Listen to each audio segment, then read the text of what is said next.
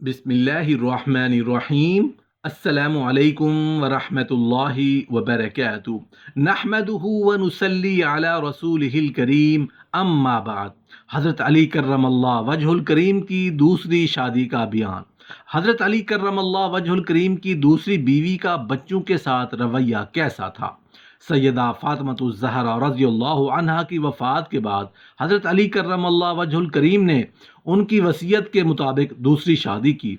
हसन हुसैन ज़ैनब रज़ियल्लाहु अन्हुम अभी छोटे थे। आपने सैयदना अकील को रिश्ता देखने के लिए कहा तो कलबसी बनु कलाब के कबीले को इंतखाब हुआ।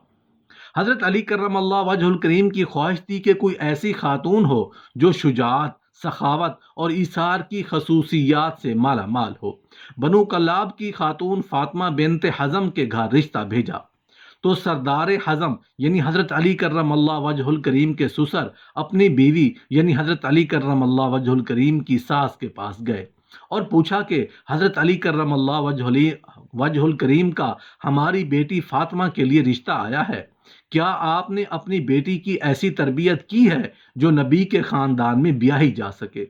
रिश्ता कबूल हो जाता है तो फातिमा बिनत हज़म सैयद उम्मुल बनीन हज़रत अली कर्रमल्लाह वजहुल करीम के घर जाती हैं तो सैयदना हसन हुसैन और फातिमा को गले लगा लेती हैं। हज़रत अली कर्रमल्लाह वजहुल करीम से दरख्वास्त करती हैं कि इन बच्चों के सामने आप मुझे कभी फातिमा मत कहिएगा। उन्हें उनसे अपनी उनकी माँ याद आ जाएगी। मैं उस घर में उनकी माँ बनकर नहीं आई बल्कि कनीज बनकर आई हूँ। मेरा ये मकाम नहीं कि उनकी माँ की जगह ले सकूँ। उसके बाद आपने उन्हें बेटा नहीं कहा बल्कि हमेशा मौला कहती रहीं। उनके चार बेटे हुए इसलिए उन्हें उम्मुल बनीन यानी चार बेटों की माँ भी कहा जाता है, मतलब बेटों की माँ। अपने बेटों को हमेशा हसन हुसैन अली की तरफ इताअत का हुक्म दिया, अदब सिखाया और कहा जो वो कहें बस हुक्म बजा लाना है, बहस नहीं करनी है। ये अहले बैत हैं, हम उनके नौकर हैं। चार बेटों में अब्बास बिन अली, अब्दुल्ला इब्न अली, जाफिर इब्न अली और उस्मान इब्न अली थे। सैयदना अब्बास अलैहिस्सलाम लश्कर हुसैन के सिपा सालार भी रहे। शुजात में ये एक मकाम रखते थे, दोनों हाथों से तलवार चलाते थे। जंग सफ़ीन में हज़रत अली कर्रमल्लाह वजहुल करीम ने उनको भेजा तो मोहम्मद बिन हनफिया कहते हैं कि मौला आप सिर्फ अब्बास को क्यों आगे भेजते हैं? तो सैयदना अब्बास कहने लगे हसन हुसैन मेरे अब्बा की आंखें और मैं उनका बाजू, और बाजू हमेशा आंखों की हिफाजत करते हैं। हालांकि उम्र में हसन हुसैन से छोटे थे। मतलब ये कि सवाल भी नहीं बनता, माँ की तरबियत हर मकाम पर छलकती थी। वाक़या करबला में जब एक एक करके लश्कर हुसैन के सिपाही शहीद होते गए तो सैयदना अब्बास ने मौला हुसैन से दरख्वास्त की कि मुझे जाने दें।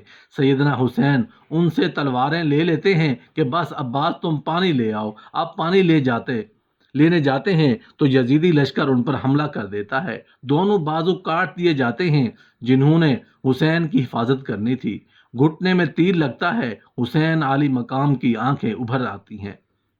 सैयदना अब्बास मौला हुसैन से दरख्वास्त करते हैं कि मेरे घुटने से तीर निकाल दें और कहते हैं कि मौला मेरी वालिदा से कह दीजिएगा कि अब्बास के दोनों बाजू नहीं थे, इसलिए सिर्फ आपको तीर निकालने का कहना। ये वो अदब था, वो इताअत थी जो सैयदा उम्मुल बनीन की तरबियत थी, जिन्होंने सारी ज़िंदगी नबी के उस घराने की कनीज़ बनकर ज़िंदगी गुजार दी। आपके चारों बेटे उस जंग में शहीद हो गए। अली के पांचों बेटों ने उसमें जामे शहादत नोश किया, जिसमें चार सैयदा उम्मुल बनीन के फर्जंद आन थे, जो लश्कर हुसैन का न सिर्फ हिस्सा बने बल्कि आला मकाम पर अपनी जान तक कुर्बान कर दी और सारी उम्र कभी जुबान पर कोई सवाल न लाए। सैयदा उम्मुल बनीन को जब बेटों की शहादत की खबर मिली तो कहा अब्बास शहीद हुआ, जाफिर शहीद हुआ, अब्दुल्ला भी शहीद हो गया। फरमाने लगी सब छोड़े मेरे मौला हुसैन का बताएं। तो बताया कि वो भी शहीद हो गए। तो कहने लगी क्या मेरे बेटे बाद में शहीद हुए मौला हुसैन से? तो क्या बताया वो नहीं पहले शहीद हुए और मौला की हिफाजत के लिए खूब लड़े तो लश्कर अदा किया, तो शुक्र अदा किया کہ انہوں نے بے شک حق ادا کر دیا۔ یہ وہ ماں تھی جو اہل بیت کے مقام کو سمجھتی تھی، جس نے اپنے سارے بیٹوں کو ساری عمر صرف اطاعت سکھائی، ادب سکھایا، خود کو اس گھر کی کنیز بنایا اور حسین کو بیٹا نہیں ہمیشہ مولا کہا۔ خدا ہم سب کو اہل بیت کا مقام سمجھنے اور اس ادب و اطاعت کی ہدایت فرمائے جو سیدہ ام البنین نے اپنی اولاد کو سکھایا۔ ایک سوال پوچھا گیا ہے کہ لوگ دوسری اور تیسری شادی کی ترغیب دیتے ہیں، تو زندگی میں حضرت علی رضی اللہ عنہ کو دوسری شادی کی اجازت کیوں نہیں؟ جب حضرت علی رضی اللہ عنہ نے دوسری شادی کرنا چاہی تو آپ صلی اللہ علیہ وآلہ وسلم ان سے ناراض ہو گئے تھے اور ان کو اجازت نہیں دی تھی۔ اس طرح جب حضرت خدیجہ حیات تھیں تو آپ صلی اللہ علیہ وآلہ وسلم نے دوسری شادی نہیں کی۔ اس بارے میں تفصیل بتائیں۔ جواب اس کا یہ ہے کہ جہاں تک حضرت علی رضی اللہ عنہ کا مسئلہ ہے، جب حضرت فاطمہ رضی اللہ عنہ حضرت علی رضی اللہ عنہ کے نکاح میں تھیں تو حضرت علی رضی اللہ عنہ نے ابو جہل کی بیٹی سے نکاح کا ارادہ کیا، جس پر آپ صلی اللہ علیہ وآلہ وسلم نے ارشاد فرمایا کہ میں نہ اللہ کے حکم کو حرام کر رہا ہوں، حلال کر رہا ہوں، اور نہ حرام کو حلال کر رہا ہوں، لیکن اللہ کے دشمن کی بیٹی اور اللہ کے نبی کی بیٹی ایک گھر میں جمع نہیں ہو سکتی۔ اس حدیث سے صاف پتہ چلتا ہے کہ آپ صلی اللہ علیہ وآلہ وسلم نے دوسری شادی پر پابندی نہیں لگائی تھی، نہ تیسری پر، نہ چوتھی پر، کیونکہ آپ صلی اللہ علیہ وآلہ وسلم کے الفاظ یہ تھے کہ میں اللہ کے حلال کو حرام نہیں کر سکتا، لیکن آپ نے یہ بھی فرمایا کہ اللہ کے نبی کی بیٹی اور اللہ کے دشمن کی بیٹی ایک جگہ اکٹھی نہیں ہو سکتی، کیونکہ یہ طبعی نفرت تھی، جس کی بنا پر آپ صلی اللہ علیہ وآلہ وسلم نے فرمایا فاطمہ تو میرے جگر کا ٹکڑا ہے، جس نے اسے تکلیف دی اس نے مجھے تکلیف دی۔ وہ تکلیف یہ تھی کہ حضرت علی رضی اللہ عنہ دشمن اسلام کی بیٹی سے نکاح کر رہے تھے، جو آپ صلی اللہ علیہ وآلہ وسلم نے پسند نہیں کیا۔ آپ صلی اللہ علیہ وآلہ وسلم نے شادی پر پابندی نہیں لگائی تھی۔ قرآن نے مرد کو 4 شادیوں کی صاف لفظوں میں اجازت دی ہے اور اس سے کسی کو بھی مستثنا نہیں کیا۔ آپ صلی اللہ علیہ وآلہ وسلم نے حضرت علی رضی اللہ عنہ کو دشمن اسلام کی بیٹی کی وجہ سے منع کیا تھا۔ جب قرآن پاک نے 4 شادیوں کی اجازت دی ہے تو یہ سب کے لیے حلال ہے، بشرطے کہ وہ عدل کرے، سب کے حقوق پورے ہوں، سب کے ساتھ برابری ہو، کسی کے ساتھ ناانصافی نہیں ہو۔ اس شرط کے ساتھ قرآن پاک نے صاف لفظوں میں 4 شادیوں کی اجازت دی ہے۔ آپ صلی اللہ علیہ وآلہ وسلم نے ایک وقت میں 9 بیویاں رکھیں اور امت کے لیے ایک ہی وقت میں 4 بیویوں کی اجازت ہے۔ صحیح بخاری کی روایت ہے، حضرت عبداللہ ابن عباس رضی اللہ عنہ اپنے شاگرد کو کہہ رہے ہیں امت میں سب سے بہترین وہ ہے جس کی بیویاں زیادہ ہوں۔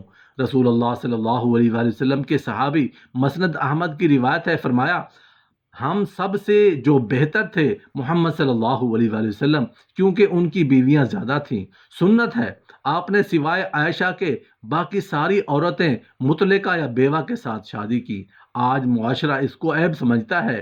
محمد مصطفیٰ صلی اللہ علیہ وآلہ وسلم سے سیکھو۔ تم اس بات کو سمجھنا چاہیے کہ محمد صلی اللہ علیہ وآلہ وسلم سے تو کوئی بہتر انسان نہیں ہے، انہوں نے اس کو عیب نہیں سمجھا۔ بیوہ اور مسکین کے لیے کوشش کرنے کا اجر کیا ہے؟ آپ نے میدان جہاد میں اپنی زندگی گزاری اور ساری زندگی تہجد پڑھی، ناغہ نہیں کیا، ساری زندگی نفلی روزے رکھے ہیں، کوئی ناغہ نہیں کیا۔ خرچ کرنا تو بہت بڑی بات، ذمہ دار بن جاتا تو اس سے بھی بڑی بات ہے، اس کا ثواب کتنا ہوگا۔